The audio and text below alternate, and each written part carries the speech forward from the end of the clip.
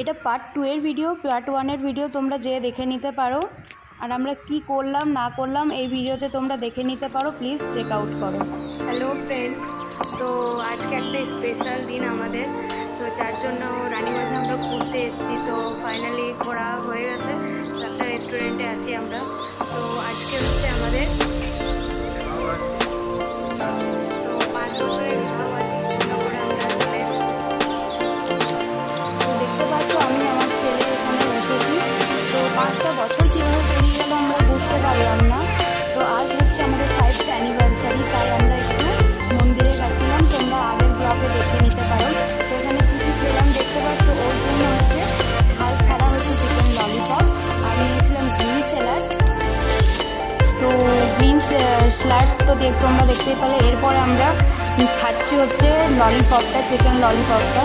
তো রিভিউটা আমি দেখাচ্ছি তোমাদেরকে। সব কিছুর টেস্ট কিন্তু খুবই সুন্দর ছিল এখানে, সত্যি খুব সুন্দর ছিল। আমি এখানে কোনো ভিউজ পাওয়ার জন্য কিছু বলছি না, এটা কিন্তু সত্যি রিভিউ, তো অরিজিনাল রিভিউ আর কি। তো বিরিয়ানিটা মোটামুটি ছিল, বাট দারুণ ছিল। এখানে হচ্ছে চিকেন মশালা কারি আমরা এরকম টাইপেরই একটা নিয়েছিলাম।